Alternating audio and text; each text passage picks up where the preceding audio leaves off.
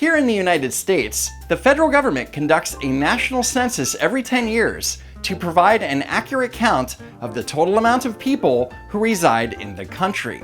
The census doesn't just count the number of people living in a household, but it also asks, what is this person's name? What is their phone number? What is their age and date of birth? What is their race? Is this person a male or a female?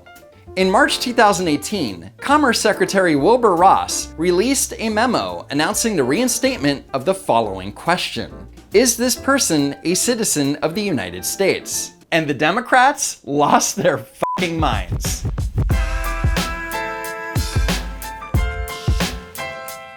The national census is important because the data helps the federal government decide how to distribute billions of dollars in funds and assistance to states and localities. But don't just take my word for it. This is George Francisco of Alien Nation. You're going to have a part in the 1990 official U.S. government census. The census comes once every 10 years. The census tells us how many of us there are and a lot about our standard of living. Rosas ot sexo, which means, please, answer the census. You can trust this guy. He's from the planet Tenkton. Anyway, the census also determines the number of seats each state has in the House of Representatives. Each congressional district is currently apportioned by total population. So the more populous a state is, the more congressional seats it has. For example, a sparsely populated state like Wyoming only has 1 congressional seat, but a populous state like California currently has 53 congressional seats. When the census shows that there has been a population decline, a state can lose congressional seats. For example, New York lost 2 seats in 2010. And studies estimate that New York could lose 2 more seats after the 2020 census. Now, citizens and non-citizens alike are included when apportioning congressional seats, and that's not fair to states with lower non-citizen populations. If you have people who are not supposed to be in the country but are residing in a state, the state has every incentive for them to be counted. So it means more money for the state. It means more political influence in Congress. It means more political influence over who elects the president. So the incentives are certainly all on one side for the state with the large illegal population. Democrats and advocacy groups say that including the citizenship question on the census will scare immigrants and illegal immigrants from fully completing each form or taking part in the census at all. And that could lead to an undercount. States with a large illegal immigration population could potentially lose congressional seats. Adding such a question raises the serious risk of depressing the response rates of immigrants and other minority communities, leading to an undercount of their numbers. An immigrant who is in the country legally will not take issue with checking a box off about their status. And I have no idea what he's talking about when he mentions that minority communities will be scared off by the question. Besides, the government can't use census information for immigration enforcement against unauthorized citizens because the results are kept secret by law. Regardless, many illegal immigrants won't answer the census because if you're not supposed to be here, you might want to stay under the radar and not volunteer information. As an illegal immigrant, I was fine with giving the government my name, phone number, and date of birth, but asking me if I'm a citizen, well, that's where I draw the line. I should note that when illegal immigrants do fill out the census, they put false citizenship information about 30% of the time. So then, what's the point of putting the question on the census if so many people are going to lie about it?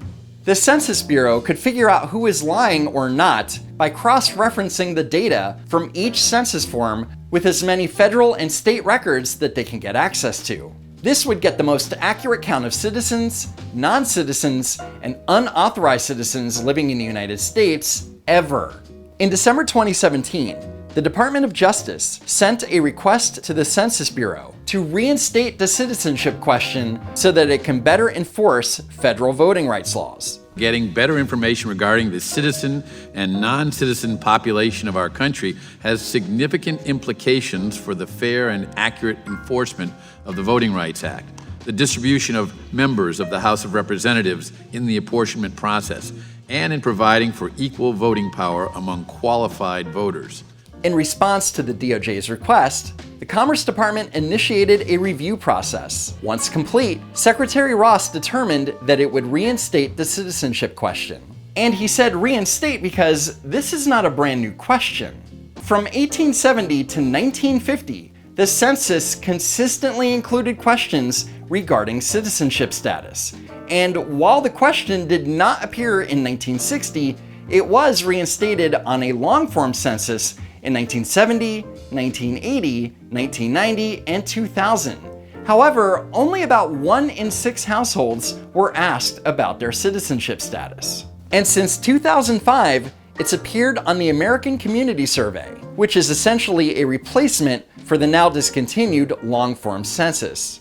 Without thorough testing and analysis, the effects of adding a citizenship question are unknown and open to an array of dangerous consequences. Any change to the census, any addition of a question, usually takes 5 years of a process to make sure that it is vetted, that every word has been tested, to make sure that it is effective, because it is one of the most important things that we do. An anti-immigrant policy coming out of this White House, and it's designed to intimidate and instill fear. This is all hyperbole. You don't need to vet or test a question that has already been asked by the Census Bureau in one way or another for over a century. I want to know about the racism. Okay, so because the Trump administration wants it on the census, it must be for nefarious reasons, right? Even if through all of the questions there's some alleged nefarious purpose today, I want the question to be asked. I just want to know. As a member of Congress, I'd like to know how many citizens we have in the United States of America, and I'd like to know who's here, who is not a citizen. And Congressman Roy is right. The United States doesn't have accurate data on how many people are living here unauthorized. Pew Research estimates that in 2005, there were 10.7 million unauthorized immigrants living in the US, and that in 2017, there were only 10.5 million. Yet, in that same time period, the United States population rose 10.2%, and we're expected to believe that there's been a decline in how many unauthorized immigrants are residing in the United States. That doesn't make any sense, and that's why we need an accurate count. Once Secretary Ross made the decision to reinstate the question, Democrats and advocacy groups sprung into action. 2 groups of plaintiffs filed suit in federal district court in New York, challenging the decision on several grounds, claiming that putting the question on the census was unconstitutional and that it violated the Administrative Procedure Act. The federal district court ruled in favor of the plaintiffs and ordered the question removed from the census. It ruled that the question itself was not unconstitutional, but the excuse that it was needed to enforce voting rights laws, well, they weren't buying it. So the Supreme Court agreed to take up the case, and in June 2019, they handed down their decision. It's a little complicated, but basically the court, in an opinion by Chief Justice Roberts, agreed with the lower court's opinion that the reason to add the question was arbitrary. Unlike a typical case in which an agency may have both stated and unstated reasons for a decision, here the VRA enforcement rationale, the sole stated reason, seems to have been contrived. Ouch. However, the court is saying that the Commerce Department could still put the question on the census if it gave a better/truer explanation of why they were putting it on.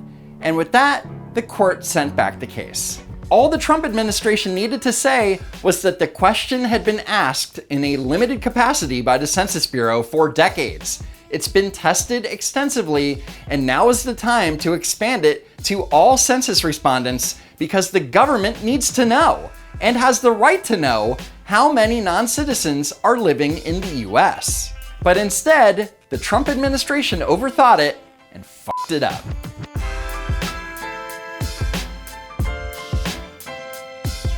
As always, thanks for watching, sharing, and hitting that like button. And if you haven't already, subscribe to the channel. Check out the links in the description, and maybe go visit my merch store and buy a fun t-shirt.